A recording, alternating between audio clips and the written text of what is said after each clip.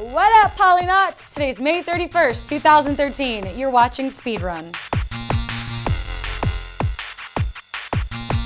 The PlayStation 4 is first and foremost a gaming console, according to Sony CEO and President Kaz Hirai. In a briefing following his presentation during the All Things Digital conference, Hirai said the most important thing Sony needs to do in the console's initial phase is ensure the PS4 appeals to gamers. Hirai said, "We take a look at this first and foremost as a game console. We don't want to end there. That's an area we will obviously reveal and talk about in the coming months." He also hinted that there are more unannounced services coming to the PS4. Prey 2 may no longer be in the hands of Human Head Studios and instead could be with Dishonored developer Arkane.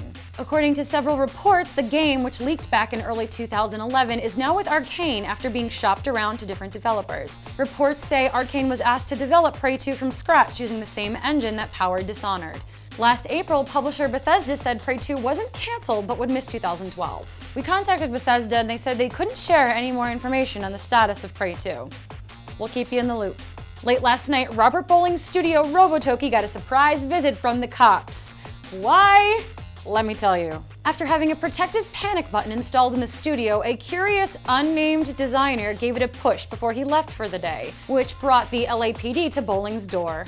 When the police saw the life-size statue of Call of Duty Modern Warfare 2 character Ghost standing in his office window, they mistook the statue for a gunman, entered the building, and ended up taking Bowling into custody.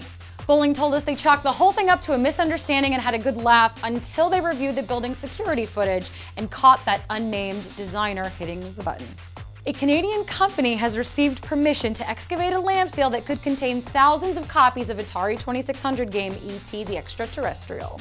Atari allegedly dumped the excess cartridges of the game, which is often cited as one of the worst games of all time, in a New Mexico City landfill. A New York Times report from September 1983 said the company dumped 14 truckloads of discarded game cartridges and other computer equipment from its El Paso, Texas plant, and then the landfill was filled with cement. A game so unpopular, you have to bury it in a landfill, in cement, like an unpopular mob boss. The Rhode Island House of Representatives will begin public hearings to determine whether or not the state will pay developer 38 Studios' $113 million debt.